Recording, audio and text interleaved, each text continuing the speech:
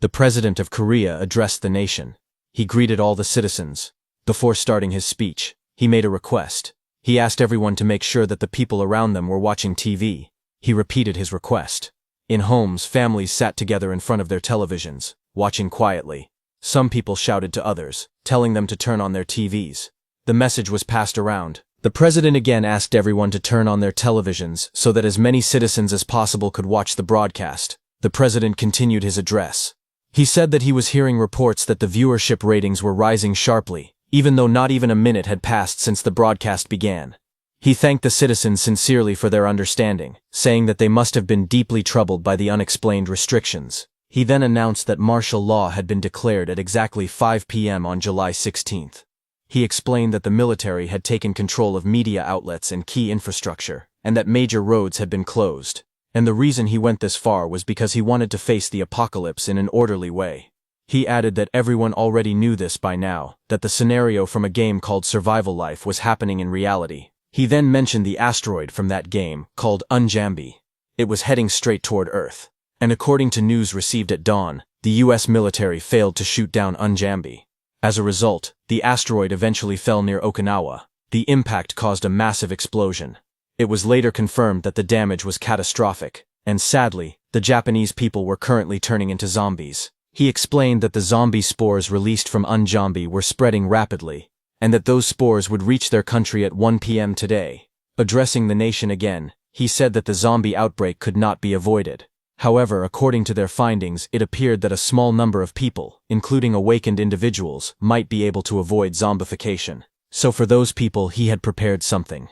Although it would not open for a year to ensure safety, time shelters had been installed at the marked locations, and everyone should head there. He then said that there was also a strategy guide for the monsters that would appear early on. He added that all of this information would be distributed again through leaflets dropped from airplanes. After that, he announced that all thermal power plants would soon be shut down.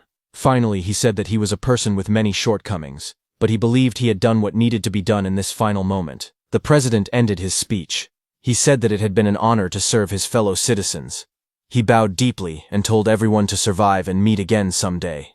He added one last thing, thanking the anonymous informant who had given them the exact day of the disaster. The broadcast ended, and the screen went silent. Elsewhere, a man held the remote and let out a sigh. He thought that he truly hoped the apocalypse would not come. But since it was already here, he accepted that he had to survive. As someone who had already experienced the apocalypse once, he prepared himself. He picked up his weapon and moved forward with a calm smile. He was our protagonist, a few months before the apocalypse began. A very difficult game called Survival Life was released.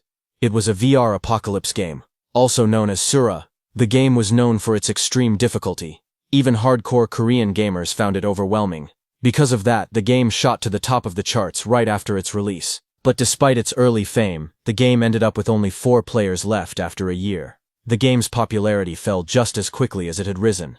However, the game was so difficult that one by one, his friends also quit, and he was the only remaining player in Sura. He hoped they would join his stream, but he could not bring himself to let go. As time passed, the other veteran players logged in less and less, and in the end, he was left alone. But even then, he kept recording update videos so he could still enjoy the game with them. He streamed day and night, waiting for them to return. Several months passed quickly after that.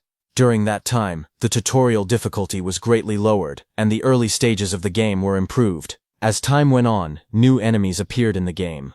Along with the zombies and fantasy monsters, grotesque mutated creatures began to show up. He welcomed the massive update at first.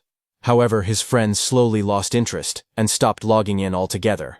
In the end, the game named Sura was left with only one concurrent player. And finally, the day came when he became so frustrated that he decided this time he would quit for real. But just then, a system message appeared in front of him. The Survival Life operations team announced that before making their announcement, they wanted to thank all the users who had loved the game. They stated that in 1 week, Survival Life's service would be permanently terminated. They said they felt deep regret, but hoped they might meet again someday. Hearing this, he was stunned, and wondered if they had been waiting for him to finally give up. Looking at the ruined city and the monsters around him, he quietly said that before quitting, he wanted to defeat that one monster together with his friends. A heavy feeling of despair washed over him. He stopped the recording and slowly took off his gear. After that, he deleted his streaming account and the MeTube channel where he had streamed Sura for 5,500 hours. However, he could not bring himself to throw away the hard drive filled with memories, so he pushed it into a storage closet.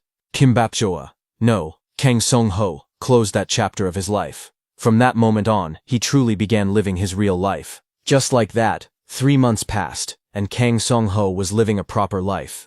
The reason his ID was called Kimbapjoa was simple. He had been running a snack shop for 3 years. The snack shop was on the first floor of the house he inherited after losing his parents during his 2nd year of high school. The 2nd floor was where he lived. A framed photo of his parents rested quietly inside the house. Outside, the sign read, Su-hong's Tasty Snacks, and customers gathered in front of the shop. Kang Su-hong stepped forward with a tray and started to say that the food was ready, but someone loudly called out his name. A young woman walked closer and laughed, saying business seemed really good today. She was Mi-kyung. She was a local hairdresser and a regular customer, though he had never asked for her last name. It was no secret that she was pretty. Mi-kyung leaned in and asked if he had seen something interesting. She lightly tapped him and showed him her phone. Su-hong looked confused and asked what she meant. Mi-kyung said she had heard from some kids earlier that this topic was trending in online communities. She showed him a post on her phone, explaining that people were saying a status window could really appear if someone shouted it out loud. She added that many comments were arguing about it, with some people saying it worked and others calling it nonsense. Su-hong looked at the screen and responded calmly, saying he understood. Mi-kyung then said she had already tried it herself, but sadly, nothing showed up for her. Hearing that, Su-hong laughed lightly. He told Mi-kyung that there was no way something like that would actually appear. With a smile, he asked if she was being a little too gullible. Sometime later, after Song-ho closed his shop and went home, he remembered what Mi-kyung had told him. He didn't want to believe it, but the thought tempted him to give it a try, so he raised his hand and shouted, calling for a status window. But unfortunately, nothing happened at first. He turned away, already convinced it was nonsense. At that moment, a strange blue light flickered in the air. A sharp sound rang out as something appeared in front of him. Song-ho froze in place, his eyes widening. A glowing screen floated before his face. He stared at it in shock and shouted in disbelief, asking if it had really shown up. The glowing status window hovered in front of Su-hong. It showed his basic information, including his health, strength, agility, dexterity, and perception. There were no points, skills, or effects listed yet. One line caught his attention, a trait called Open Private Portal. As he stared at the screen, he felt a strange sense of familiarity. He thought he had seen something like this before. Suddenly, an image flashed in his mind. His eyes widened as he realized it looked similar to survival life, but the thought did not fully fit. He quickly denied it, remembering that Sura never had a trait system. His gaze returned to the trait section, focusing on the words, Open Private Portal. He clicked on it, and another window appeared, explaining that the portal could only be used by the trait holder, and that the command was Open Portal. Song-ho rubbed his chin. After reading it carefully, he muttered that the command itself felt a bit lame. Su-hong-ho raised his hand and spoke the command, telling the portal to open. Blue light gathered under his palm and began to spin. The air twisted as streams of light swirled together, forming a bright circle. In the next moment, the light expanded and turned into a large glowing gate. The portal stood tall in front of him, shining with a deep blue color. Su-hong stared at it in awe, and quietly said it was amazing. As he looked closer, a familiar feeling struck him. He realized the portal looked exactly like the labyrinth gate from Sura. His heart started pounding. He grabbed his head in shock and asked himself if this was really the survival life system. Fear and disbelief filled his face. He quickly denied it, whispering that it could not be real. Song-ho quickly grabbed his phone and told himself that if this were real, there would definitely be an article about Yunjumbi. He searched nervously, his eyes fixed on the screen. Just then, a news article appeared, talking about an asteroid called Yunjumbi being monitored by NASA. It said the chance of it approaching Earth was close to 0. His face went pale. He muttered in shock that there really was one. Panic rushed through him. He shook his head again and again, refusing to accept it. Holding his head with one hand, he tried to calm himself and said the name could just be a coincidence. He told himself it was too early to jump to conclusions. But as he stared at the article on his phone, doubt crept back in. In a low voice, he wondered what if it was real after all. Song-ho stood beside the glowing portal and stared at it quietly. He said that if this was really happening, There might be some kind of proof inside. He slowly looked into the portal. The blue light swirled like flowing water, deep and endless. Su Hong stood in front of the portal and stared at the blue light flowing inside it. He thought that if this was really happening, there might be some proof inside. Slowly, he reached his hand toward the portal. Just before touching it, he suddenly stopped. He hesitated, his fingers trembling slightly. A thought crossed his mind. Going in without any plan might be too dangerous. Su Hong Ho pulled his hand back and looked serious, realizing he needed to think carefully before stepping inside, so he decided to test it first. He picked up a ladle and slowly pushed it inside, trying to feel what was on the other side. After a moment, he pulled it back. There was dirt on the ladle. Seeing that, Song Ho relaxed a little. He said that if it was just dirt, then the other side was not a labyrinth, at least. He thought carefully, and said this portal might simply be something like a warp. He wondered if it was teleporting him to somewhere else on Earth. He packed a small bag and looked at the portal again. He said that since he had done a very basic safety check and some preparation, it was time to decide. Standing in front of the glowing blue gate, he wondered if he should go inside. After a moment, he stepped through. In the next instant, his eyes widened. He gasped softly in shock. When he looked around, he found himself in a completely different place. Green trees surrounded him, sunlight filtered through the leaves, and the air felt fresh. The portal stood behind him, glowing quietly. He stared at the scene in disbelief, and wondered if this was really happening. After checking his phone, he noticed there was no signal at all. Because of that, he assumed this place was at least a remote area that people rarely reached. For now, there was no way to confirm where he actually was. He decided that the most important thing was to find proof, so he planned to explore the area and leave markers behind. He took out a pen-like tool and made marks on a tree as a sign. Then he continued walking down the forest path, moving deeper into the area. He wiped sweat from his face and complained that this was exhausting.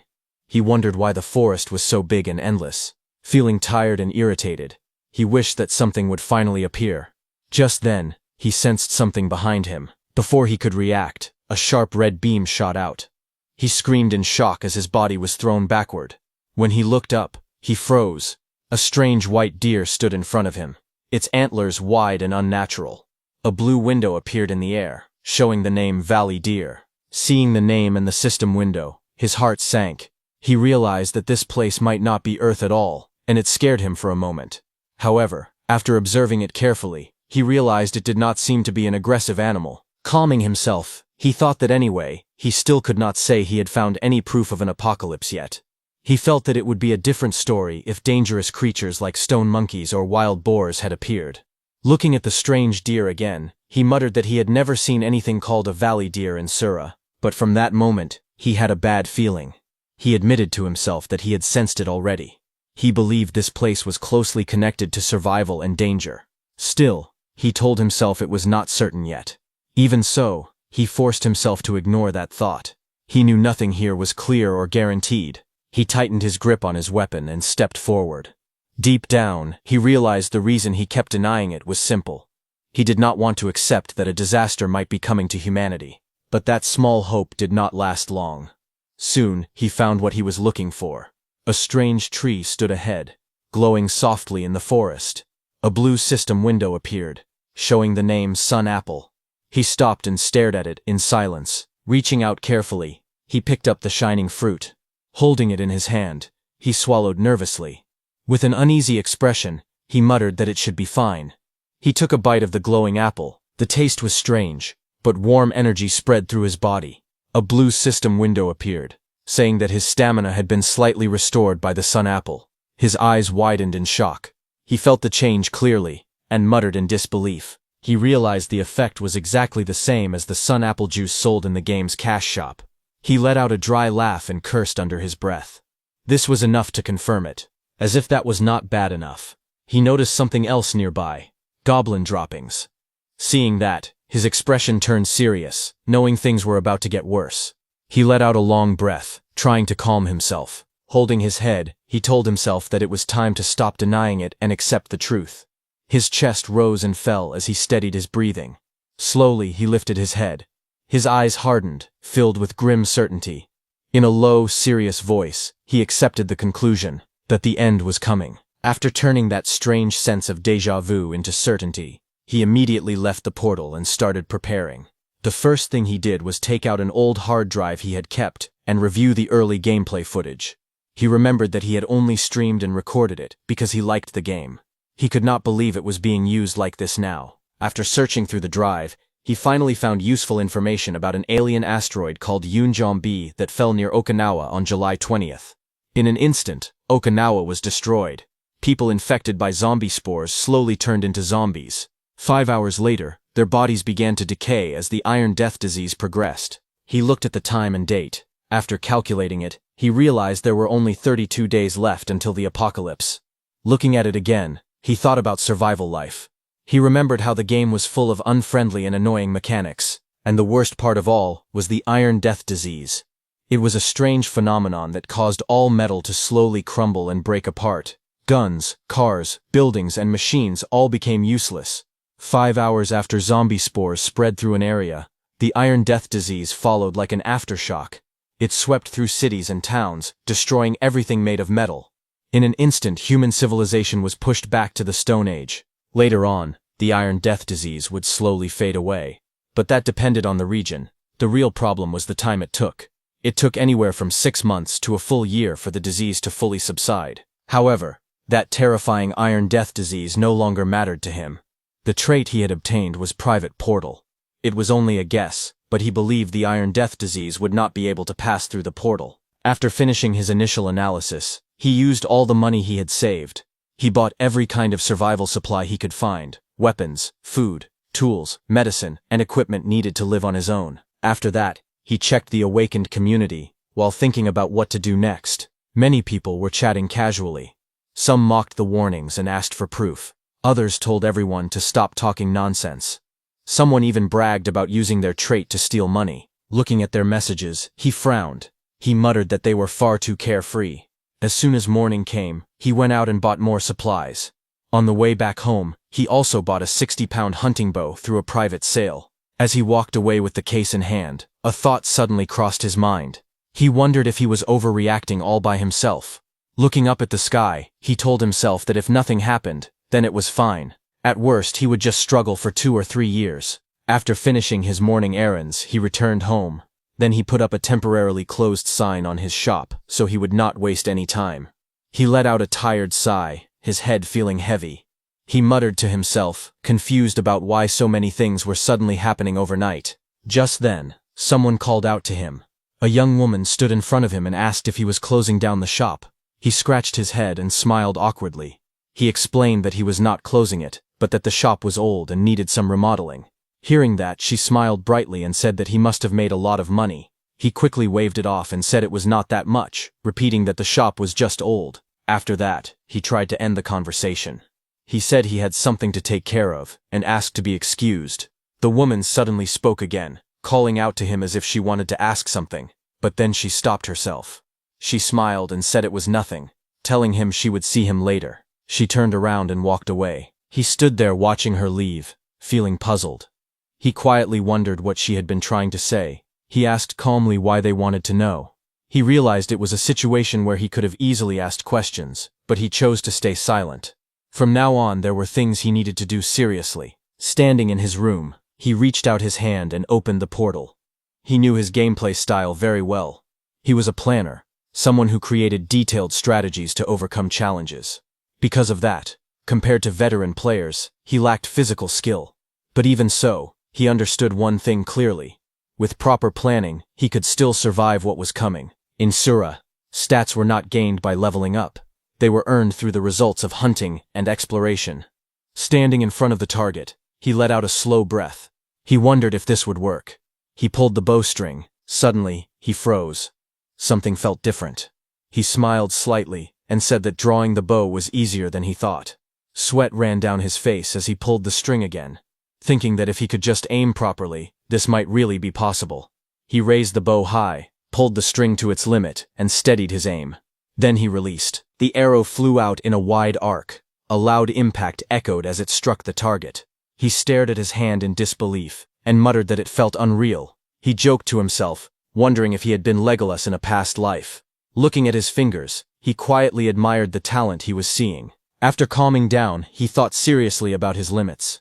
He realized he could only draw the bow properly about 5 times at most, but it was still not bad. He decided that starting today, he would focus hard on strength training. After finishing these basic preparations, he moved on to the next step.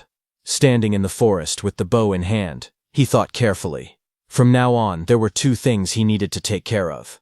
The first was to figure out whether he could hunt monsters in his current condition.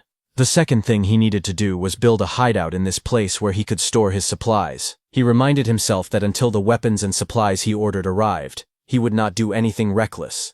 He would not try something stupid, like taking over a nest. As he moved through the forest, his eyes landed on glowing fruits hanging from the branches. He reached out and grabbed them, unable to hide his excitement. He laughed and said his luck was insane. After that, he continued preparing for every possible situation and for the future ahead. That was the reason he was able to remain a veteran in Sura. He carefully looked around the area, certain that he had seen it nearby. After searching for a moment, his eyes widened. He had found it. On the ground in front of him were goblin droppings. He focused on them, because there was a simple reason for it. Goblins were monsters that usually lived in groups. Because of that, seeing only a single pile of droppings lying around was strange and abnormal. He looked closely at the droppings and noticed that they were made up of only seeds. That meant the goblin had not been eating properly.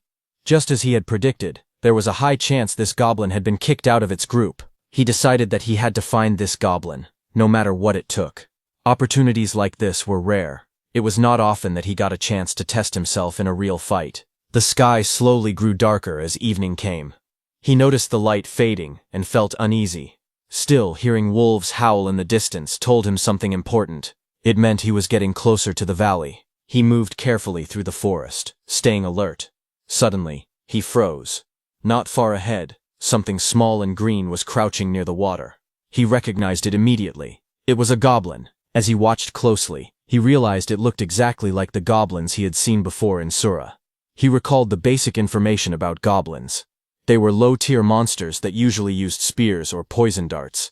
They liked to paralyze their enemies with poison and slowly torment them. That was exactly why he had chosen a bow as his first weapon. Hiding behind the trees, he carefully drew his bow and took a deep breath, forcing himself to stay calm. Looking closer, he realized this goblin was different. It was old, and it seemed to have been exiled from its group. More importantly, it was not carrying a poison dart or a spear. He steadied his breathing and reminded himself not to get nervous. As long as he stayed calm, he believed he could hunt it. He released the arrow. The arrow shot straight down and pierced through the goblin's arm. The goblin screamed in pain and thrashed violently. He frowned slightly. He had aimed for the head, but at least the attack had hit. Seeing the opening, he decided not to hesitate. He planned to press the advantage and go for another shot. However, when he moved forward to take another shot, something went wrong. The goblin suddenly threw a stone. It flew straight at him and smashed into his hand. He gritted his teeth and cursed under his breath as pain shot through his arm. The goblin did not retreat. Even with its arm injured, it rushed at him fiercely. Seeing its movements, he realized this goblin was experienced. It was not panicking like a normal weak monster. He quickly dropped the bow and pulled out his blade. The goblin roared and swung its weapon at him.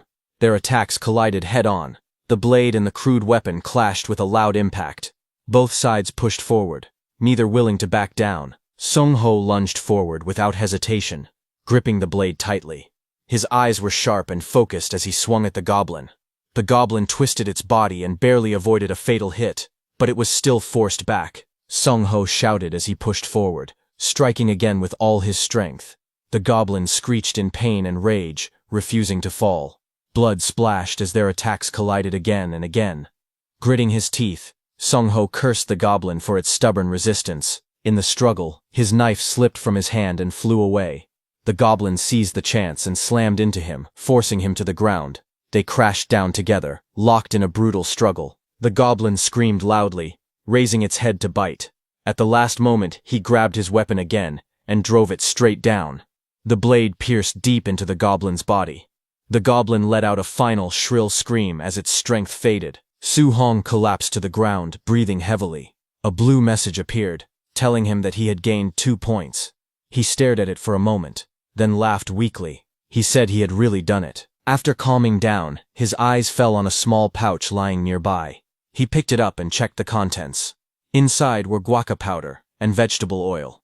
He remembered that in Sora, combining these two could make a simple ointment. He decided to try it later. There was no time to relax. He knew he had to hurry and dig. If the goblins' group found the body, it would be dangerous. He hurried away, knowing he could not leave the body behind. If he did, it would clearly turn into a bone creeper. As he moved through the forest, his eyes caught something unusual. He stopped and looked toward the stream. 2 red trout were swimming calmly in the clear water. He frowned slightly, surprised to see them there. A thought crossed his mind. If this was a valley where red trout lived, then this place might be more special than he first thought. Suddenly, he felt a chill run down his spine.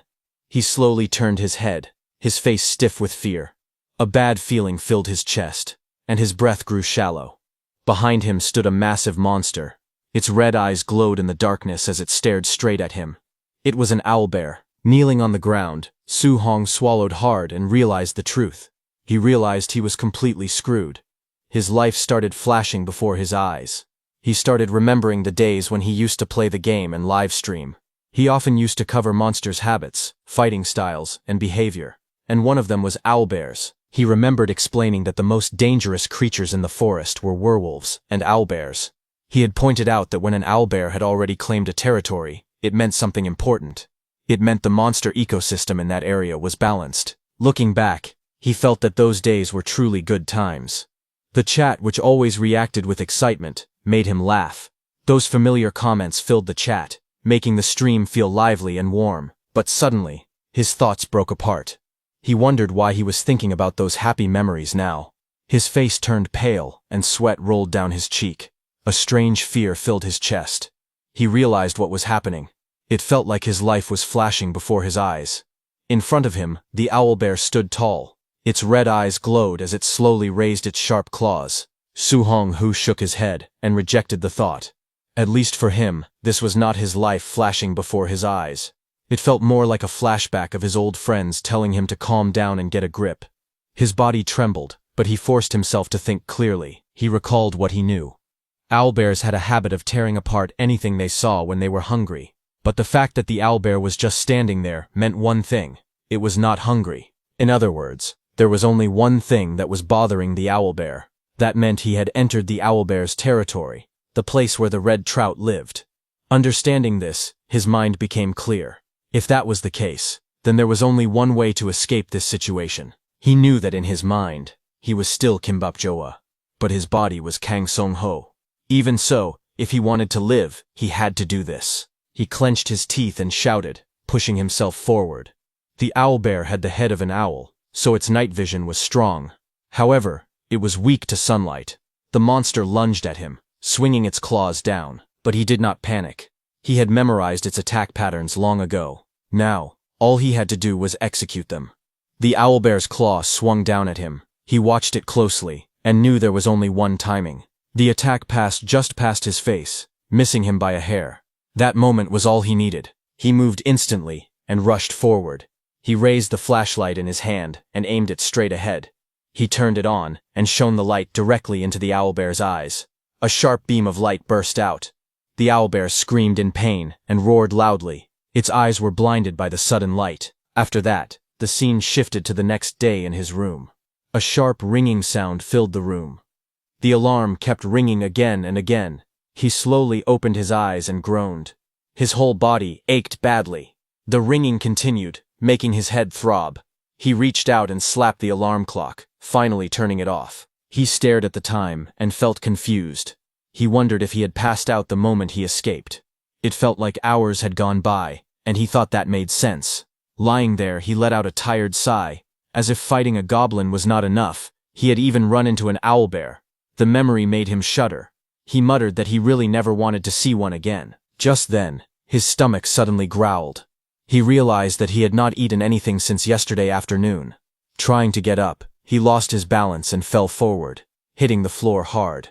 He groaned in pain and lay there for a moment. His legs felt weak, with no strength left in them. Turning his head, he noticed his backpack nearby. He reached out and opened it, then pulled out a yellow apple. Without hesitation, he took a bite. Warm energy spread through his body as he chewed. A soft glow wrapped around him, and his strength slowly returned. He lay back on the bed, breathing out in relief. Feeling the warmth fill him, He thought that he finally felt a bit more alive. After recovering his strength, he smiled to himself and thought that it was time to properly fill his stomach. So he went outside to a restaurant. As he was about to eat, he noticed someone familiar sitting across from him. Seeing her there made him confused. He wondered why Mi-kyung was here. She smiled brightly and explained that she had come to eat. She added that this place was one of her favorite restaurants. Kang Song-ho tried to explain that he meant something else and asked why she was sitting with him. Before he could finish, Mi-kyung cheerfully said that it was nice to have someone to eat with. Hearing that, he could only sit there quietly, unsure how to react. While eating, Mi-kyung casually asked Song-ho if he had ever tried the thing she mentioned before. Song-ho paused and asked if she meant the status window. Her eyes lit up right away, and she excitedly asked if he had tried it. At that moment, Song-ho finally understood why she had stopped herself from talking back then. Mi-kyung leaned forward and said with confidence that she really thought it was real. She even showed him an article on her phone about a strange incident at a convenience store. As Soo-hong listened, he quietly thought that he could not tell whether she was just naive or simply too pure. With a helpless smile, he pointed out that what she wanted to ask was already very obvious. He then answered honestly, saying that he did try it, but unfortunately nothing appeared for him. Although he knew it was a lie, he felt that lying in this situation was completely justified. His trait was not combat-oriented at all. It was a skill meant for solo play, not for working in a team. In a world where his safety was not even guaranteed, revealing his abilities would be extremely dangerous. With a calm expression, he tapped the table lightly as these thoughts passed through his mind. In his eyes, showing his hand was no different from openly telling others to come and kill him in the apocalypse. He noticed that even after everything, Mi-kyung was still asking about awakening. That meant she was one of the awakened. Suddenly Mi-kyung apologized to Kang Song-ho. Looking confused, Kang Song-ho asked what she was apologizing for. She hesitated, then admitted that there was something she had lied about. As he watched her, he quietly thought that Mi-kyung really seemed like a good person. Kang Song-ho looked at her seriously and told her that it was okay. He said she did not have to tell him right now. They still had time. She could tell him later, when she felt brave enough. With those words, he headed back home. When he arrived, packages were being delivered in front of his house. The things he had ordered were finally starting to arrive, one by one. After that, he moved the items he would need later up to the rooftop. The things he needed right away were taken to the second floor. While he was at it, he began preparing seriously. He carefully cut open the boxes and selected the items he would use for today's operation. After laying everything out, his goal for the day became clear. His mission today was to find a place that could be used as a hideout. He gripped the pipe tightly in his hands. No matter what happened, he knew he had to secure a hideout. With his backpack on and tools ready, he moved forward without hesitation. Finding a place to hide was not difficult for him. Earlier, while searching for the old goblin, he had already noticed a strange and suspicious spot. That place now became his target. He looked at the hidden cave covered by plants and vines. To him, it looked absolutely perfect for a hideout. However, he knew the most important thing was to find out what kind of monster lived there. He raised the portable telescope and carefully checked the ground inside. Soon, his eyes caught something. He saw footprints clearly pressed into the dirt. They looked familiar. He realized they were kobold footprints. At that moment, he felt a wave of relief. This was pure luck. He lowered the telescope and smiled sincerely. Even though his plan would work on most low-tier monsters, it was still better to confirm everything. He plucked a small leaf and let it fall to check the wind. After watching its movement, he nodded to himself. The kobolds that lived there were nocturnal, so they would be asleep at this time. For them, what he was about to do would be absolute poison. To carry out his plan, he quickly began gathering firewood. It was tougher than he expected, but he did not stop. After collecting enough, he placed the firewood near the cave entrance. Looking at the pile, he felt it should be enough. Then, without hesitation, he poured gasoline over the firewood. He crouched down and thought that now all he had to do was set it on fire. At that moment, a voice suddenly rang out. Kobolds rushed out from the cave. They had already woken up. When they saw Soo-hong, the kobolds looked shocked to see him standing there. Before they could react properly, he moved. He grabbed the fire axe and charged forward without hesitation. The axe swung through the air in a wide arc and killed the kobolds swiftly. As he looked at the fallen creatures, a thought crossed his mind. Was drowsiness actually a status effect? It seemed like the kobolds had been sluggish from sleep, allowing him to land perfect blows. He was surprised that even now, a one-turn kill was possible. Just then, a blue system window appeared in front of him, telling him that his level had risen to 1 and that he had acquired a total of 4 points. He took a quick breath and glanced at the message. There was no time to celebrate. He decided to think about the details later. For now, he needed to act fast before more kobolds woke up. He pulled out his lighter and dropped it onto the gasoline-soaked firewood. Flames burst to life, spreading quickly. Inside the cave, the fire crackled, and smoke began to rise. In the game Sura, all low-tier monsters had one thing in common. They were extremely weak against sudden changes. Although burning them alive would have been more effective, as the new owner of this place, that would make cleaning up later very troublesome. Because of that, he chose a different method. He decided to weaken them first. The smoke made their eyes sting and their heads dizzy, making it easier for him to kill the monsters. Inside the cave, the kobolds shouted loudly and screamed. They stumbled around, coughing and roaring in confusion. This was exactly what Kang Song-ho wanted. By throwing them into chaos, he could control the fight. Soon, kobolds rushed outside one after another, coughing and stumbling. This was exactly what Kang Song-ho had been waiting for. When they came out, his plan was to finish them all at once. He watched carefully and frowned slightly. He had expected at least 5 to appear, since a kobold pack usually had 7, but fewer came out than he thought. As he counted quickly, he realized how many were left. Only 3 remained. Without hesitation, he moved. One kobold was struck down instantly, green blood splashing across the ground. The remaining kobolds roared angrily and charged at him through the smoke. Their eyes were wild, their movements clumsy, but their killing intent was clear. Kang Song-ho raised the axe high and brought it down with full force. The blade cut through the air and slammed into a kobold, green blood splashing out. Before he could pull the axe back, another kobold rushed at him from the side, screaming loudly. He dropped low and rolled forward, narrowly avoiding its claws. The kobolds surrounded him, attacking together. In one swift motion, he reached into his pocket and pulled out a spray can. He aimed it straight at the charging kobold's face and pressed down hard. A powerful jet burst out and hit the kobold directly in the eyes. The creature screamed in pain and staggered back, blinded and confused. Kang Song-ho used that opening to regain his footing. Before it could finish shouting, the axe came down. The blade split through its body, and green blood sprayed into the air. Kang Song-ho tightened his grip on the pipe and looked ahead. Only one kobold was left. He spoke calmly, saying that now it was the last one standing. The remaining kobold trembled. Its body shook as it stepped back, fear clear in its eyes. He watched it closely and coldly thought that the leader was trembling in fear. He raised his weapon and ended it with a single strike. As the final blow landed, he looked at the cave and decided that the hideout now belonged to him. He sat down on the ground and let out a long breath.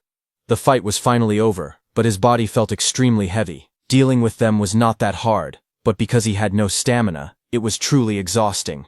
As he rested, he realized that it was just like the game.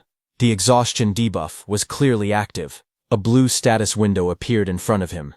It showed that he was now level 1, but his health, strength, agility, dexterity, and perception were all lowered. The listed effect was exhaustion. Looking at it, he thought about how strange it was. Even after leveling up, he did not gain any status points. Still, he knew that leveling up unlocked convenience systems.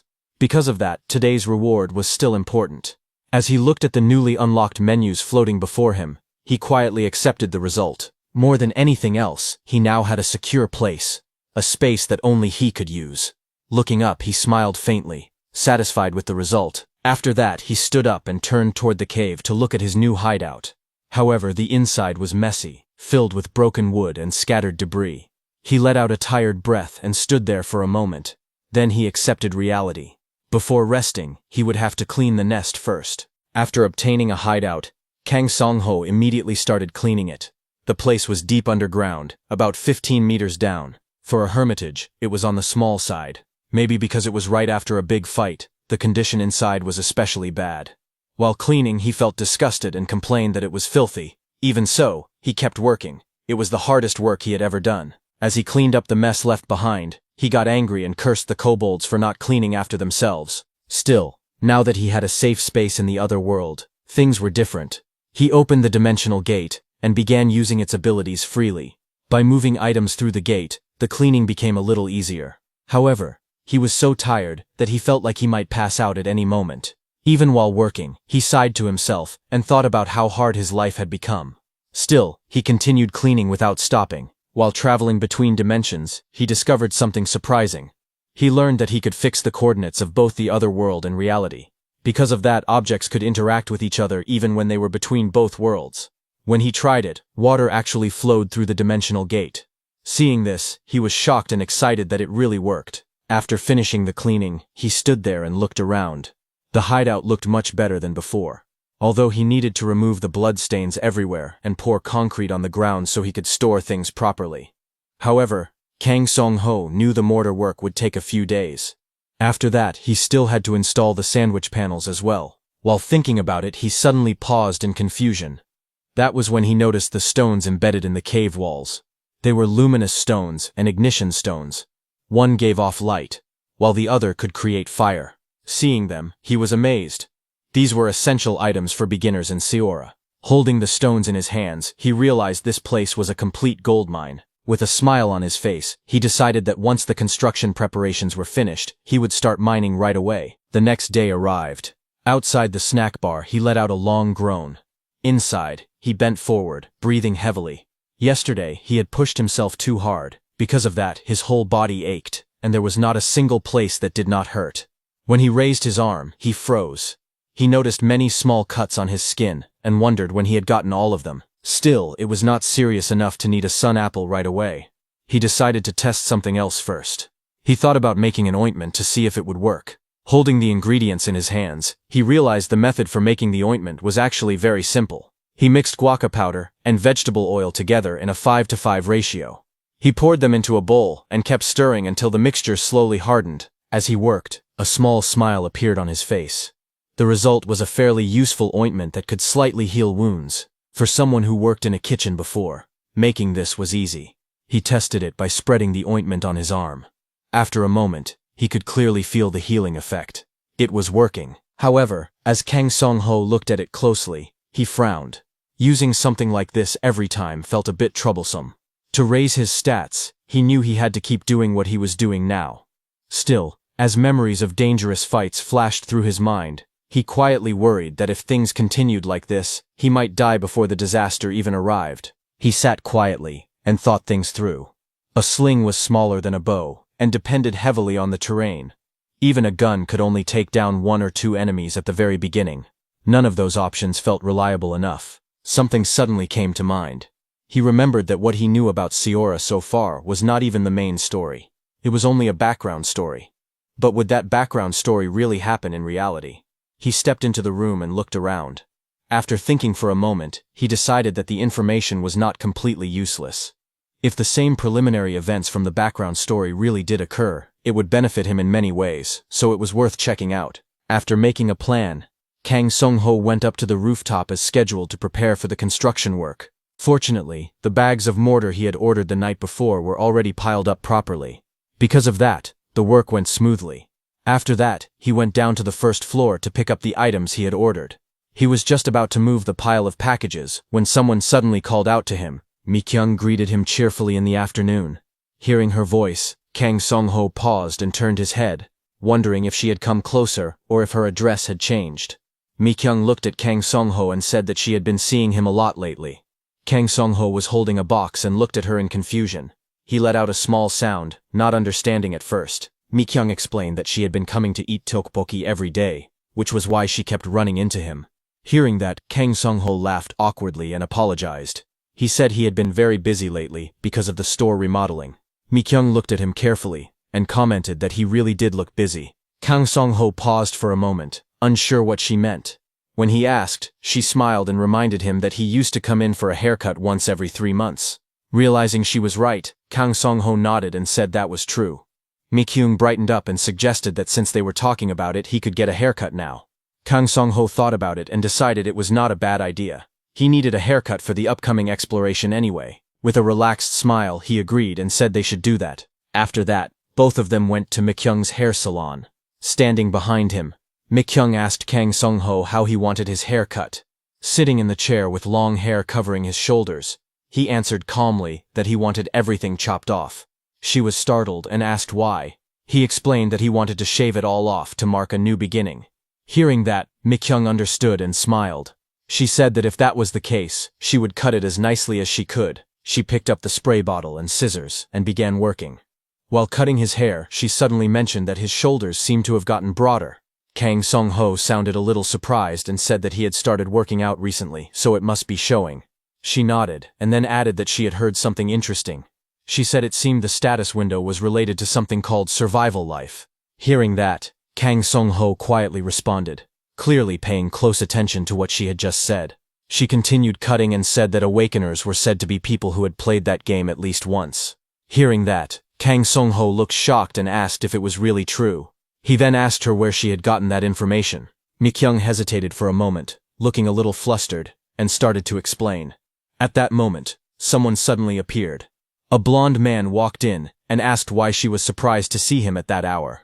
He said he came because he had some information to share. Seeing this blonde-haired man, Kang Sung-ho remembered that this was the man he had once fought with over loud singing. The man continued speaking and explained that someone seemed to be trying to monopolize information. Because of that, the person had deleted all his videos and run away. Hearing this, Mi-kyung reacted in shock and asked if that was really true. The blonde-haired man told Mi-kyung that their group was currently trying to find out where that person lived. Mi-kyung looked uneasy and asked if that was not illegal. The blonde man spoke honestly and called her name. He asked if they were really in a position to be picky right now. He said that catching the person who was hiding information and then sharing it was for the public good. She still hesitated and said it did not feel right. From the chair, Kang Sung-ho felt a bad feeling rise in his chest. He realized they were talking about him and that they were looking for him. The blonde man told Mi-kyung that she needed to be bold. He then asked if she had finished thinking about joining their team. Mi-kyung hesitated and told him that she had not decided yet. Meanwhile, sitting quietly, Kang Sung-ho thought that the whole situation felt ridiculous. In his mind, he recalled deleting the video only because he felt disappointed at the time. He never even thought about monopolizing information. He did not even have time to think about something like that. The blonde man clicked his tongue in annoyance and said she was frustrating. He wrapped an arm around her shoulders and confidently said everything was progressing exactly like Seora. Watching this, Kang Sung-ho felt disgusted by the way the man acted as if he knew everything. The blonde man sneered and said that if that guy had just posted the information in the first place, none of this would be happening. He warned Mi-kyung that he could not wait much longer. Hearing this, Kang Sung-ho wondered what would happen if the community really turned against him and cursed him. If that happened, he did not know what to do. A question echoed in his thoughts. He wondered if he should be the one to share the information instead. The blonde man urged her to make a decision quickly. At that moment, Kang Sung-ho finally stepped forward. He calmly said that he did not know what they were talking about, and asked if they could discuss it later.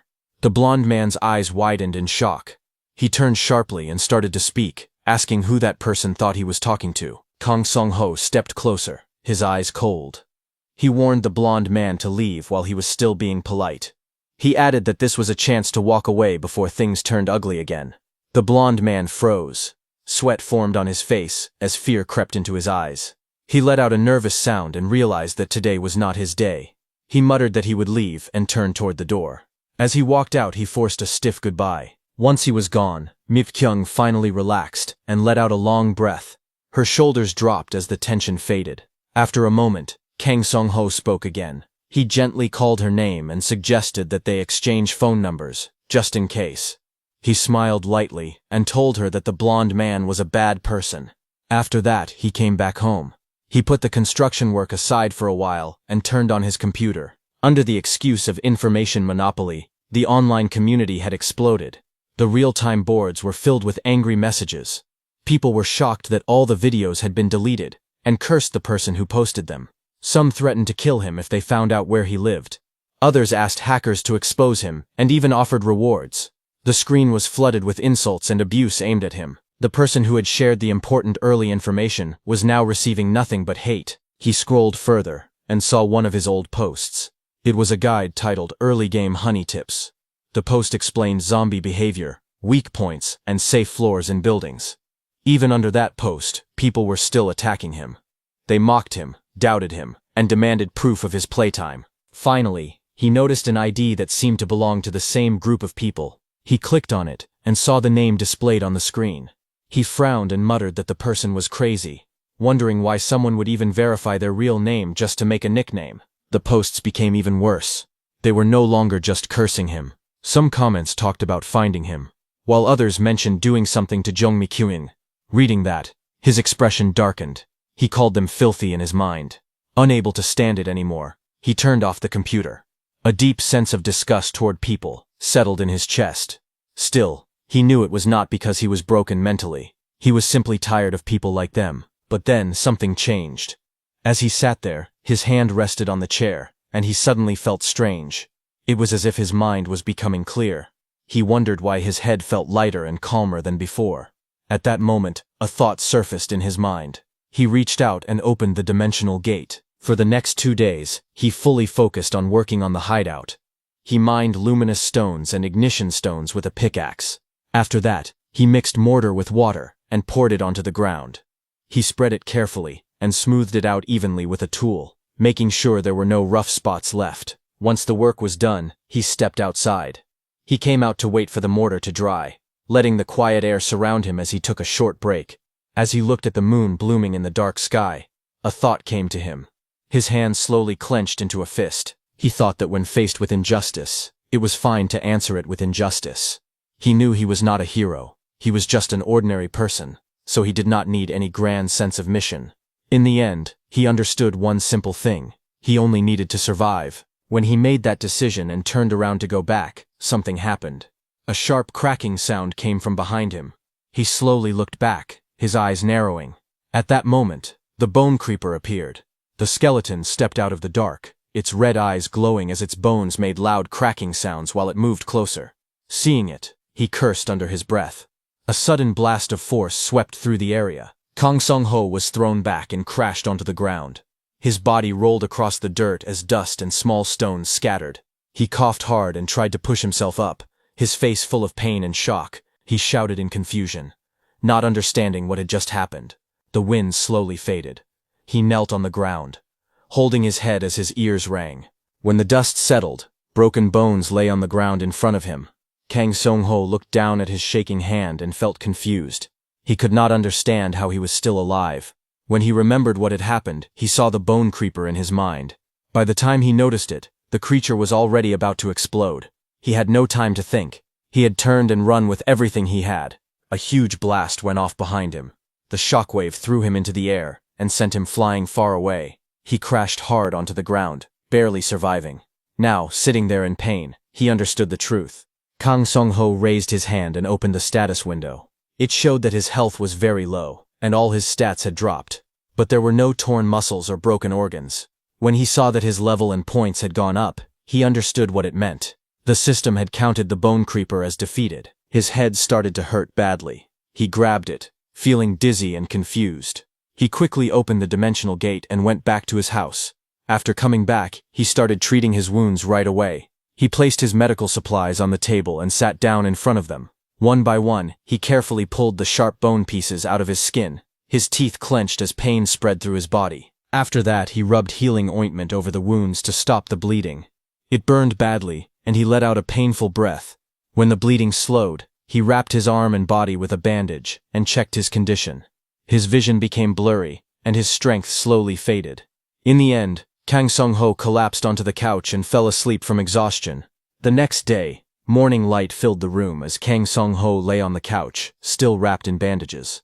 He slowly opened his eyes and felt weak all over. For a moment, he thought he was really going to die like this. Sitting up, he realized he should have checked whether the ointment worked before falling asleep, so he quickly opened his status window. His status window showed that his health had gone up, and his body was stable. Seeing that, he finally felt relieved. Kang Sung-ho let out a slow breath, knowing the medicine had worked. Then he started to think about what had happened last night. He wondered where the bone creeper had come from. However, he knew that the forest was huge, so it was not strange for dangerous things to suddenly appear.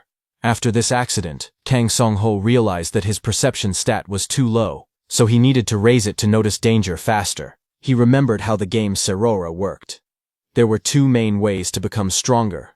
The first way was to gain experience and earn stat points by fighting and leveling up. The second way was to get special items that had stats on them, but he also knew that Serora was a very harsh game, Getting good items was very hard because everything was random. In his mind, he recalled how players fought monsters again and again, hoping to finally get something useful.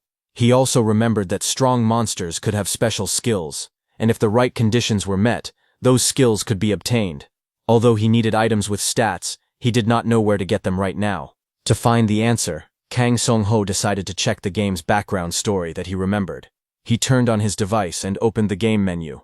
The background story explained what happened before the silver rain fell. He remembered that if someone was lucky, it was possible to get special items before the apocalypse even began. But this would only happen if those early strange events occurred in the real world. During those events, strong monsters would start to appear. After carefully reading the background story for a long time, he learned that there were 3 early events before the real disaster. The last one was about a Russian ship. Before that there was something called the Hobgoblin, but there was no clear information about it. Then he saw a report on the screen. It said that on June 26th at 5 p.m., an orc's body was found near Jungsan-ri campground on Jirisan Mountain. The news was quickly deleted by the government, so almost no one knew about it. Kang Song-ho understood that the Jirisan orc incident was the very first event. He checked the time again, and realized that if the orc was found on the afternoon of the 26th, it must have been alive earlier that day. So he decided that he had to leave on the night of the 25th to reach the place by morning. As he was about to prepare things for this, his phone suddenly started to ring. It was Mi-kyung. Kang Song-ho looked at the screen and wondered why she was calling him at this hour. The scene then shifted to a cafe called Starbin, where Mi-kyung was already sitting, waiting for him. When she saw him, she looked worried and asked if he was okay. She said his face looked strange and that he was wearing long sleeves even though the weather was hot. Kang Song-ho gave a small laugh and said that he just did not feel the heat much. Mi-kyung kept watching him closely. She wondered if something had happened before. She asked if it was because his haircut appointment had been delayed because of Oh In-huk last time. Kang Song-ho quickly said that was not the reason. Hearing that, Mi-kyung felt relieved. She said she was honestly a little scared because of how he had looked earlier. Kang Song-ho laughed softly and said that even though he joked, it was true that he really did not like that man. He explained that the man had once caused trouble with an illegally modified tow truck. He had even picked a fight with a weak old man, showing how bad his character was. Mi-kyung was shocked and said she had no idea he was that kind of person. Kang Song-ho told her it made sense that she did not know, because that man always caused problems late at night or early in the morning. Then Kang Song-ho asked her why she had called him to meet today. Mi-kyung hesitated and nervously said she wanted to talk to him about something. She leaned closer and whispered to him that she was an awakener. Hearing that, Kang Song-ho was stunned and wondered why she was telling him something like that. Kang Song-ho decided to just go along with what Mi-kyung said for now. He smiled and joked that he was jealous because he had not awakened yet. Mi-kyung quickly apologized and said she felt bad for lying to him. Kang Song-ho told her it was fine and that he did not misunderstand her. He said he knew she was not that kind of person. Then he thanked her for always sharing information and talking to him. He leaned forward and said that because of her, he felt a little better. He also admitted that he had been stressed because of the house remodeling, but he was glad he had come to meet her. Before leaving, he told her that he would see her again in survival life. He said he was thinking about studying the game more seriously now. After that, he came back home. Sitting on his bed, he thought to himself that he really needed to meet more good people. Feeling much better, he sat there and looked at his phone, wondering what to do next. He rented a high-tech drone to scout the forest. He also rented a car to use for the remaining time. After that, he decided to sleep so his body could recover and reach its best condition. The next day, as soon as the sun rose, Kang Song-ho started preparing materials for the orc hunt. Inside the cave, he sat at a work table and began crushing the ignition stones. It was dangerous work, so he had to be very careful while doing it. He knew that if he struck it the wrong way, a flame could burst out. As he hit it, sparks flew, and a small fire suddenly appeared. He was surprised, but he kept working. Next he picked up the luminous stones. They glowed brightly in his hand, and the light kept flashing, making his eyes hurt. Even though it was uncomfortable, he endured it because the results were good. After finishing the basic preparation for the orc hunt, several jars and materials were placed on the table. There were different colored powders and bottles arranged neatly. He began pouring different liquids and powders into containers, mixing them together. Then he added another liquid that made everything become solid. The materials slowly came together, forming what he needed for the hunt. After that, a desk was set up where the dimensional gate's coordinates had been fixed.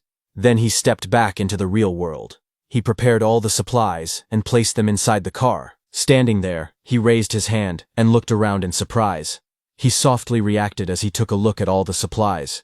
He smiled and felt satisfied. He was glad he had rented a good car.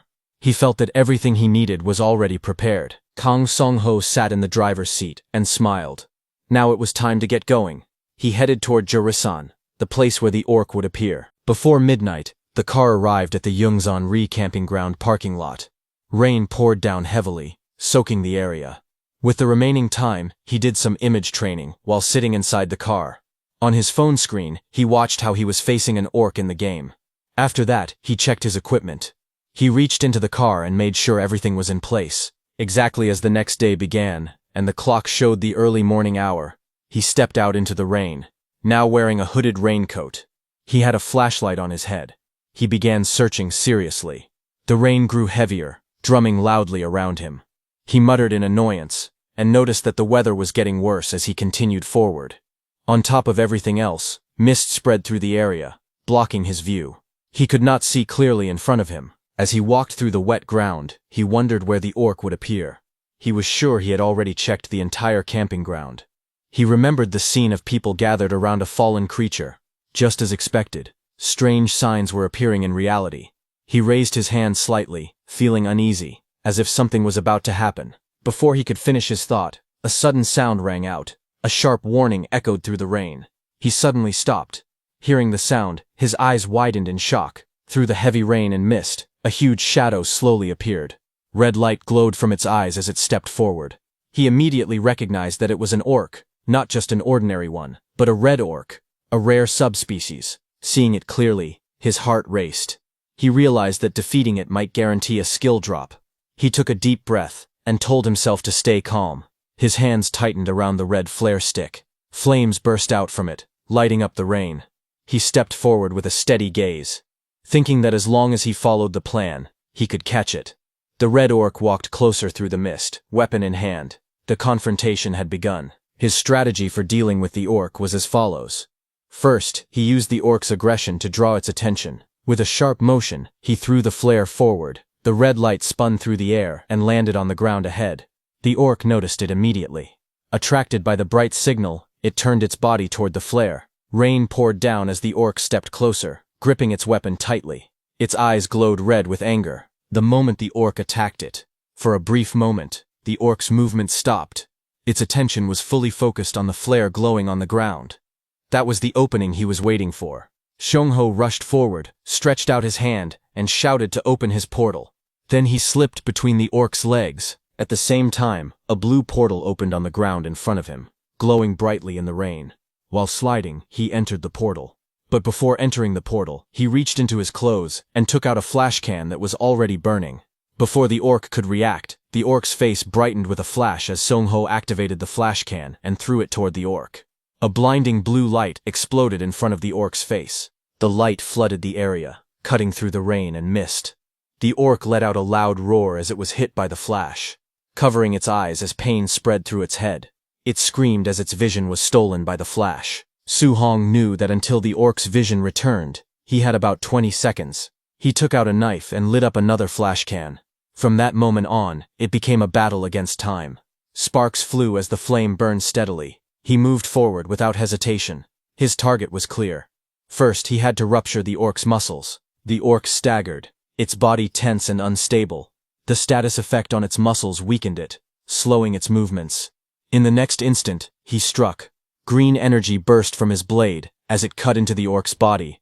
The slash landed deep, tearing into its flesh. The orc let out a painful scream. Its eyes glowed red with rage as blood sprayed into the rain. Even blinded and injured, the orc swung its weapon wildly. A red arc cut through the air as it attacked in fury. Su-hong-ho lowered his body and narrowly avoided the attack. His eyes stayed calm as he held the knife tightly. In the next moment, he rushed forward. A blue arc flashed as his blade cut into the orc's leg. Green energy burst out where the strike landed. The orc let out a painful cry. Its mouth opened wide as it roared in agony. Its body staggered, unable to keep its balance. The injured leg gave out, and it dropped to one knee. Rain poured down as the orc struggled to move. Su Hong did not stop. He quickly closed the distance. When his eye level roughly matched the orc's, he acted. He pulled out the prepared flame can and raised his arm. The fuse was already burning as sparks flew. He lunged forward without hesitation. He grabbed the flame can and forced it straight into the orc's open mouth. The orc's sharp teeth snapped shut as the can was shoved deep inside. A split second later, a massive explosion erupted from the orc's head.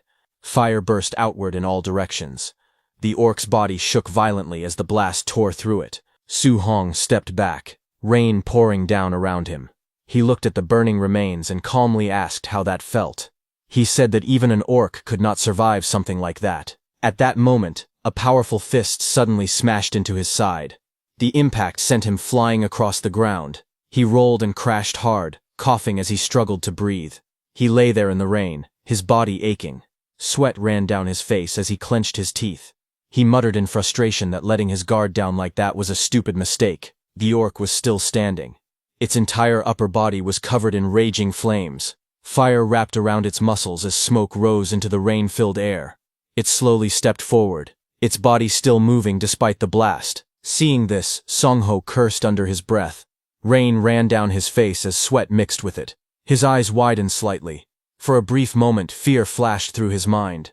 He wondered if he was really going to die like this. But before anything else could happen, another sound rang out. It was the orc that fell to the ground. The flames surged violently, swallowing the orc completely. Its body was finally consumed by fire. Blue system windows appeared in the air. Su Hong's level increased to 3. He obtained 10 points. Another message appeared, informing him that he had acquired the skill Survival Instinct. He raised his hands weakly and stared at the screens in silence. After a moment, he let out a long breath. He said he seriously could not keep doing things like this. The fire continued to crackle beside him as rain fell. He slowly stood up and looked around, wondering where the dropped item was. Just then, a blue system window appeared in front of him. The watch appeared on his arm as his perception increased by 2. Seeing this, he let out a breath of relief. With the heavy rain falling, it would have been hard to find anything, but the watch had appeared on its own. He then glanced down at the orc's remains and wondered what he should do with the body now. He thought that the Mount Jiri orc incident was clearly under embargo. He questioned whether releasing this information was the right thing to do. His expression turned serious. He recalled what Miss McKine had said before. She had mentioned that awakened people were those who had played that game at least once. If that was true, then at least several thousand people had already awakened. The thought made his chest feel heavy. He imagined a crowd of awakened people surrounding him. He thought that even if only half of them, no, even if it was just a small minority of the people were like, oh in Hak, there was a high chance they would destroy the system for personal gain and incite riots. But Su Hong-ho thought that the biggest problem was that if he left this corpse, the body would turn into a bone creeper and harm people as soon as tomorrow. Suddenly, he paused. A thought struck him.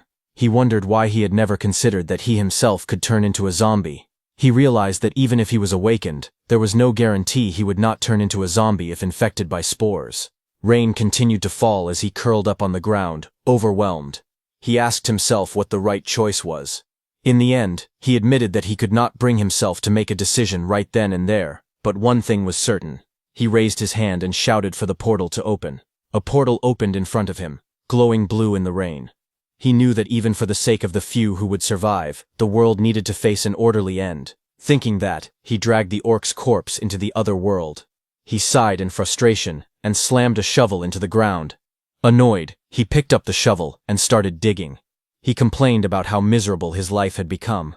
He complained about having to dig and bury the body himself. His body trembled from exhaustion and pain. He shouted that if his body were fine, he would not be living such a miserable life. Just then, a system alert appeared. Skill Survival Instinct activates due to exhaustion. Will to fight, stamina regeneration, health regeneration, and perception increase significantly. Golden light wrapped around him. He shouted in anger, gripping the shovel tightly. He decided to end it quickly. No more hesitation. He really had no choice but to move as fast as possible because at a glance, Survival Instinct looked like a broken, overpowered skill. But once the effect wore off, it would take time for the body to recover and move again. He ran through the forest, barely holding on. He opened the portal to return to the human world. Outside, it was almost morning. He jumped into his car, and at full speed he returned to his home, while survival instinct was still active. At dawn, on a quiet street, Su Hong's shop stood there, untouched by the chaos. Inside, he stood in the room. He looked at the sky turning dark and muttered in surprise, wondering if the time had already come. He looked at his phone and thought about the schedule. According to it, he should have already started building the defensive line by now. He stared at the screen again and thought that at least the traces of the red orc should be completely gone. A news article was displayed on his phone. It talked about abnormal climate conditions at Mount Jiri and mentioned heavy rain that lasted from dawn until morning. He lowered the phone and thought to himself that it was an awkward time to do anything today. So he opened the door and stepped into the room, wondering if he should check the community and look at the supplies that arrived in the morning. He grabbed the wooden box and opened it. Suddenly a startled cry slipped out of him. Inside were weapons neatly placed together, blades, tools, and sharp equipment. His expression changed instantly. He smiled brightly and said that this was it. He picked up the Indian war club and looked at it carefully. He thought that for now in reality, this was the only weapon he could use. Still, he felt it was not too bad, because in the other world, he could use everything without limits. But as he looked at the box again, he frowned slightly. It felt like a few things were missing, and he wondered why. He picked up a notice from the box and read it. It said that customs clearance had been denied for some weapons he ordered, including a spear, because they were classified as weapons. Seeing this, he was not surprised. He thought that even when buying from a weapon importer, some items would still get stopped by customs. Suddenly, his doorbell rang. He wondered if it was another delivery. He quickly replied, and told the driver to just leave it in front. But the doorbell rang again. He looked toward the door and frowned, wondering if the driver had not heard him. He stood up and walked to the door, reaching for the doorknob. But just as he opened the door, he froze for a moment, his eyes widening in surprise. A confused sound slipped out of his mouth. He wondered why Miss McKayung was here. She stood in front of him, looking nervous. She apologized softly and said it had been a long time since they last met. She explained that she really wanted to talk to him today. She hesitated for a moment, gripping the bag in her hands. Then she spoke again, asking if he would be okay with it. She lifted the bag slightly and looked up at him, blushing. She asked if he wanted to eat ribaki together.